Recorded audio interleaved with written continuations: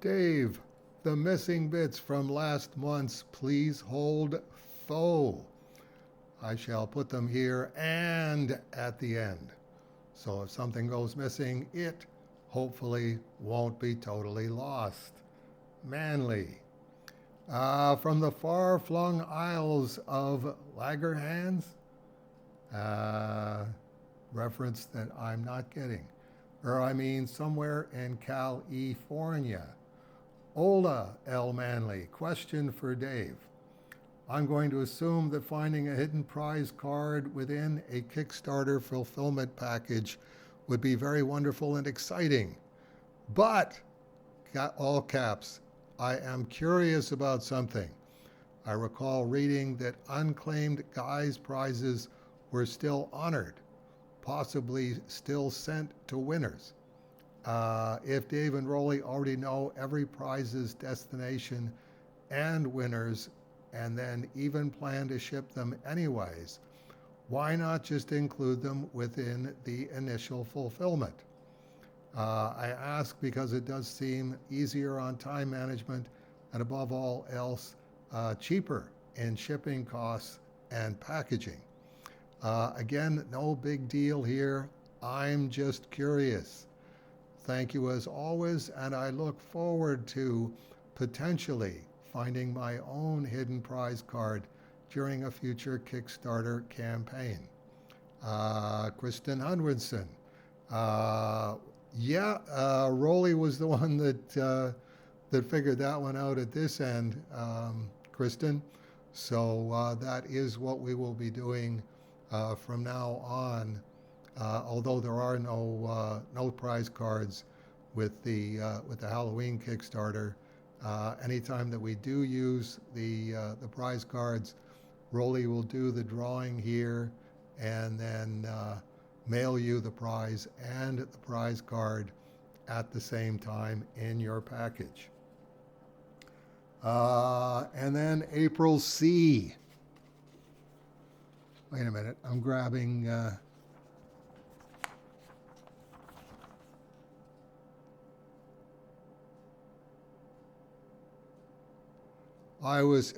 Okay. Hi, Dave. Hi, Matt. I was planning on writing after the last Please Hold is posted to correspond with you. But I guess the Please Holds from last month were pretty long. Matt says, and whose fault is that? I kid. Yeah, sometimes there's something besides kidding in the kidding. Aaron got back to me. He said he sent the books, so they probably reached you by now. Yes, they did. Thank you, Aaron Lopresti. I don't know if the guys informed you, but I am working on a story for Cerebus in Hell with a question mark. I share a couple of the pages. I don't have a scanner, so it's photographs. The plan is for a 6-page story that parodies John Carpenter's films, They Live and In the Mouth of Madness. I thought it would be good practice to be more decisive and to get used to working full size on 11 by 17 paper. I got 3 pages done so far. Going to take a wee break to get a few of my own comic pages done. Okay, yes, I looked at the pages. They are interesting. I will wait to see what the story looks like when it is done, and we'll stay tuned for that. Finally, up to Judges in the Bible and Jacka's story in Cerebus. So not very far in either books, but I am enjoying the journey. My favorite things about your art is the weight you give your characters and your use of the weather. It's something I aspire to bring into my own, because I think it adds another layer to the storytelling and believability of the world you're creating. I also enjoy your cast of characters. You know just when to bring a character back, right about the time we start missing them. I don't know if that was a conscious decision or just how things worked out, but either way, it's brilliant. Well, thank you. The dream sequence is another area I find inspiring, and I wish I was better at capturing in my own work. Do you approach those sequences from your own experience with dreams, or do you plan it out by what metaphors slash symbolism you want to bring into the story? The dream sequences in Cerebus were really an offshoot from Barry Windsor Smith's Cerebus story, Cerebus Dreams. And I don't think that it's possible to use your own dreams or the dreams of other people to make your own creative work more engaging or more accurate.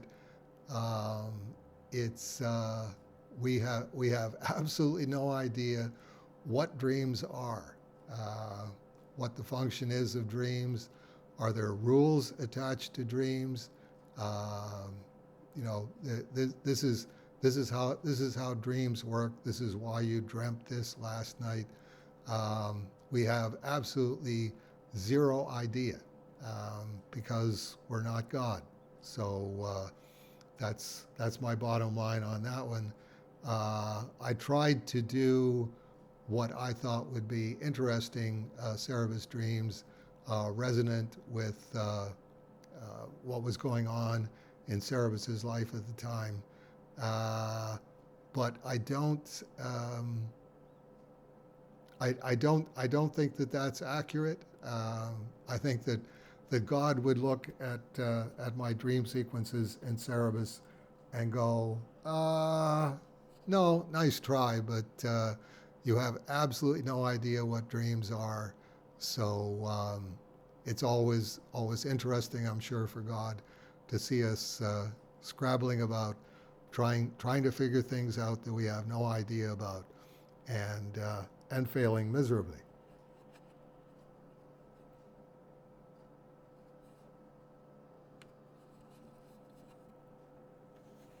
From Please Hold, I did find out you like to talk about Taylor Swift. Matt says, well, I don't know that Dave, quote, likes, unquote, to, but I get a perverse pleasure in making him. Back to April, she was just getting popular when I was leaving high school, back when she was considered a country singer. I didn't like her music then, and I still don't. There are some on the internet that think she's a psyop or a psychological operation, which I can't say I don't believe. With all the studies on how music affects people, I think a lot of pop music is engineered to be catchy. Then you have all the retail stores pumping out that music on their radio stations to expose people to it and to make them think it's popular. The true victims of the plot are the retail workers who have to hear the same songs day in and day out, which is probably detrimental to the human psyche. But I digress. I really wanted to set the record straight. Swift wasn't the first to film her tour and make a film. Roger Waters did it before her with his 2012 The Wall tour that he had filmed for a theatrical release in 2014. He did the same thing with his Us Plus Them tour, 2017, which I actually attended his concert, a lot of fun. His most recent concert turned video was his This Is Not a Drill tour, the first of his last tours. He also did live streams from his studio during COVID when concerts were canceled. He and his bandmates would video chat to create a concert from home. Here is this sample.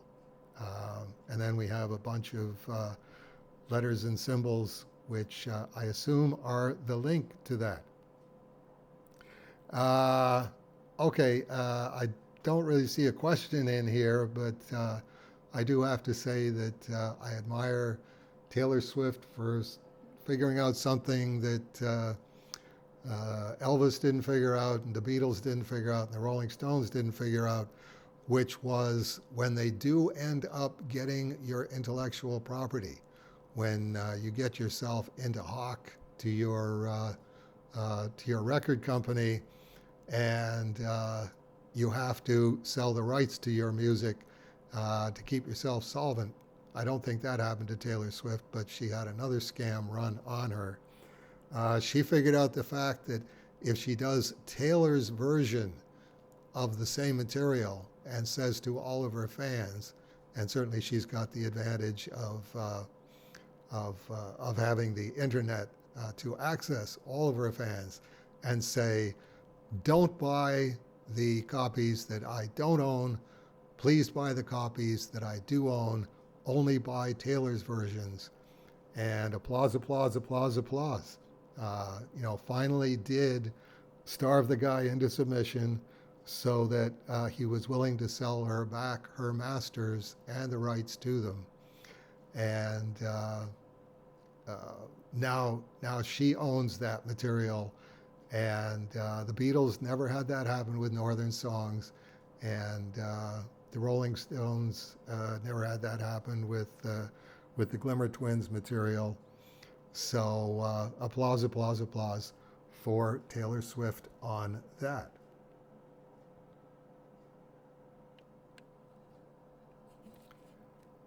She continues, I recently started a working art live stream on my YouTube channel. I got a couple of co-hosts together and we worked on comic pages and chatted. It was fun just to geek out. One of the co-hosts is already working on his 4th issue of his comic, Horace H. Hoover, an occult detective with a vacuum for a head. Very funny book. I've included the thumbnail I made, although the big guy with the beard was drawn by the other co-host. He's at the beginning of his comic journey. Sounds pretty cool. Questions. What was your process on creating backgrounds before Gerhardt? I know you said you worked from the background in, and you mentioned being a magpie artist. So did you use a lot of reference in creating your backgrounds? No, not a lot of reference. There really wasn't time for that because, I was doing a monthly comic book and the clock is always ticking. So you really have to have the aptitude to make up material in your head that looks plausible. There were exceptions. I have a book of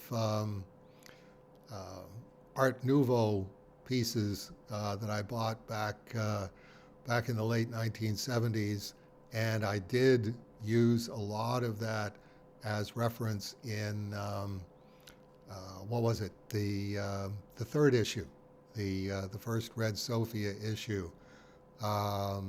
So I will see if I can dig that book out and get some scans of the actual objet d'art that I used in issue number 3.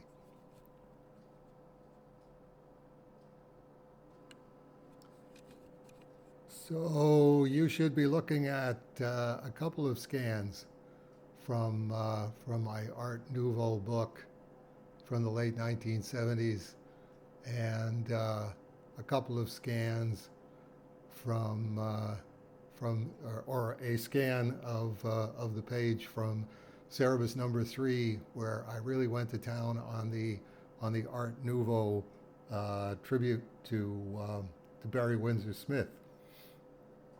That, if you say, did I use a lot of reference? That's the one that comes to mind just about immediately. This isn't the easiest thing in the world for a semi-pro cartoonist to do. Take these photos from an Art Nouveau book and use them as backgrounds, but I want this to be authentic, so this is what I'm going to do. Didn't do it a lot, I must say. Did you have an experience with your mom throwing away your comics? And which ones were they? Matt says we did this one last month.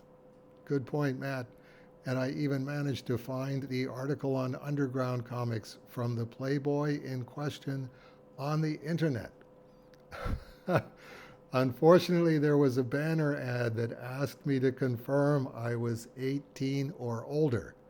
I misunderstood what it wanted, and when I confirmed I was an adult, it unlocked a large number of porn ads. I had to quickly find and download the pages I wanted before somebody walked past and asked what I was looking at. I swear, I'm looking at this for the articles, Mom. The things I do for this gig. Yeah, well, there you go. That's the internet. Whatever you choose to bombard yourself with, and that tends to be the given with the internet. You're not just going to look at some things or casually browse or surf the net. You're going to bombard yourselves. Oh, naked women. You like naked women. Keyword Playboy. Dun dun dun dun dun dun dun dun dun dun. Well, yes, the things you do for this gig. Back to April. And we have pages from Cerebus in Dave Live. And first 3 pages. So we will reserve comment until we're looking at finished work, because that's our policy around here. So thank you very much, April. And let's see. Then okay. Then we've got the YouTube thing that you were talking about. Okay, got it.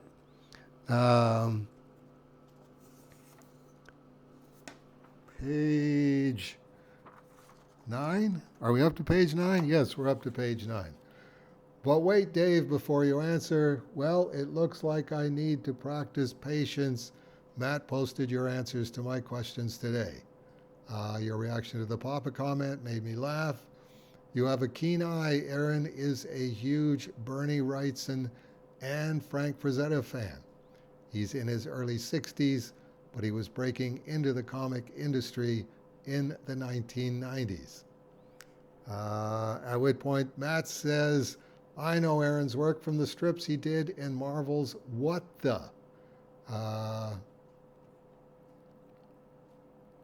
Okay, and then, yes, then we're going back to April. The colorist on Night of the Living Dead is Dan Lawless, who is also a Frazetta and Wrightson fan. In the first issue, there's a pinup of a werewolf by Dale Keown. Looks like Aaron gave you the box cover. I got that one too. The sequel, I got the wraparound. Aaron will be finishing up her 3rd issue soon. Dale Keown's book is The Pit. Yes, is Pit. Yes, Dale Keown is a fellow Canadian. Okay, I didn't even think that mix was a witch's potion. You're talking about your solution to an ant infestation versus my solution to an ant infestation. I think they're all witches' potions, to be really honest. Dave Sim, minority of one viewpoint, which we know is really, really common. Anytime that you mix 2 things together and use them to create an effect, to accomplish something, to me that's witchcraft, and that particularly applies to pharmaceuticals and the pharmaceutical industry. We are not cars. It's we make choices, we have souls, we have minds, we have brains.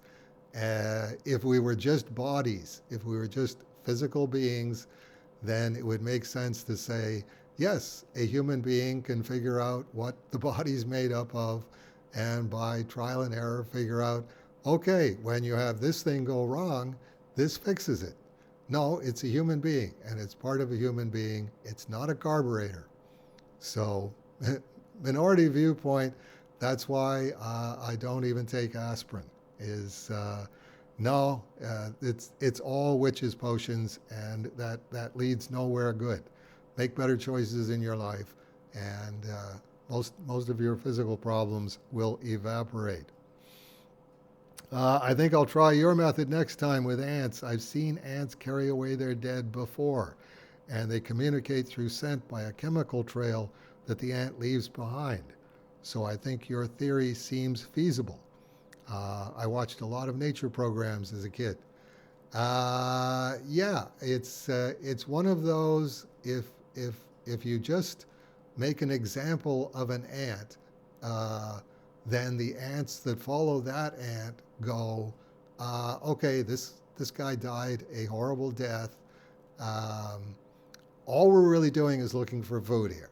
We're looking for food, so let's scratch this one off the list. We don't want to come in here anymore because an ant died a horrible death here in extreme agony. Let's try someplace else.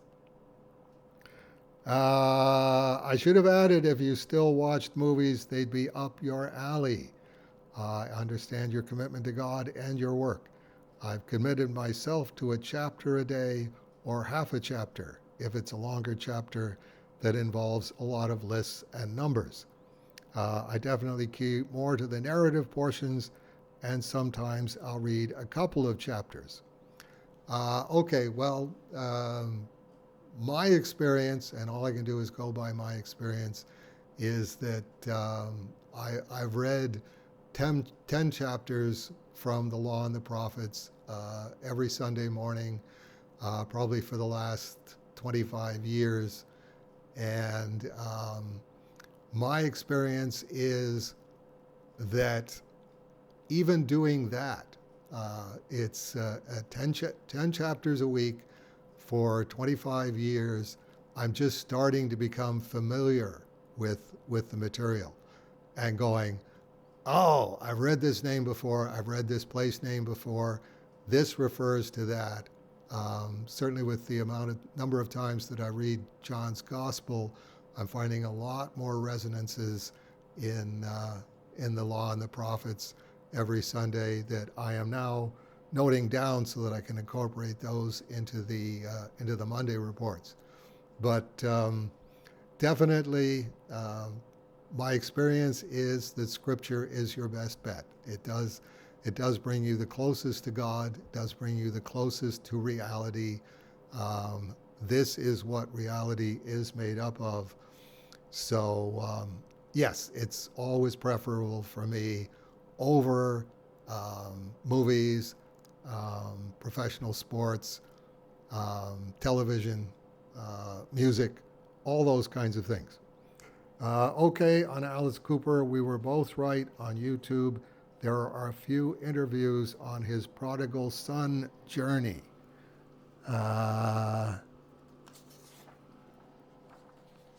Page 10. I've had a few instances this week I think you'd find interesting because it's a definite case of God lining things up to help out. All 3 instances involved a phone call and impeccable timing. All 3 were at my day job. I'll leave there because honestly, that job is burning me out. Been looking for a new one. I do have more questions. Someone posted a video in Amok, and I wanted to ask you about it, but I'll save that for another time. All I'll say is that it used the words movement and rockstar lifestyle, which I am like, Dave and Jeff don't like those terms. That is all I will tease you with. I've tested Matt Dow's and Jesse Lee Herndon's patience enough. Thank you and Godspeed. April Cooper. Matt says, I post the videos on Amok unless it was just a link, but I don't remember anything like what she's talking about. November it is. Yes, we'll wait to see what it is that April was referring to, and if you can give as thorough a description as possible. Like Matt says, he's the one that posts the videos, and this one is not ringing anywhere close to a bell with him. But then April returned. Hi, Dave Sim and the intermediary Matt Dow. I received the postcards, trading cards, and stickers you sent me. Thank you. Did you get the last package I sent? Yes, I did get the last package that you sent. And I will tell Rolly that you thank him for the postcards, trading cards, and stickers. Around Camp David, that's called cool junk. The Wednesday after Please Hold, Aaron showed the books he received from you. I'll send you the link to the episode because they also discuss the review you gave. By the way, a fun fact about Aaron is he's a fan of Man-Thing and Howard the Duck. I am sure you already figured that out with the Mossy Man in Garbage Man. One more update. I am closing in on the end of Samuel 2. I do want to discuss what I've read, but I'll save it for another time. See you next. Please hold. God bless. One of the things that I find interesting is that the original Law and the Prophets, the Hebrew Bible, the books are called the first book of the Kings, the second book of the Kings, the third book of the Kings, and the fourth book of the Kings. Somewhere along the line, I believe it was the Protestants who decided to change that to 1 Samuel, 2 Samuel, 1 Kings, and 2 Kings, which, if you think about it, really, really distorts the meaning, because it's saying, no, this isn't just 4 books of the Jewish monarchy, how it came to be, and how it all fell apart, proving that it was an incredibly bad idea. We're going to call the first 2 books Samuel, who is the prophet who anointed Saul king over Israel, and also anointed David king over Israel. So I think if God had intended for Samuel to have 2 books dedicated to his name, God would probably have told the Jews 2,000 or 3,000 years before the Protestants decided to do that. I have no idea what the rationale was for going, no, this isn't the Book of the Kings 1 and the Book of the Kings 2.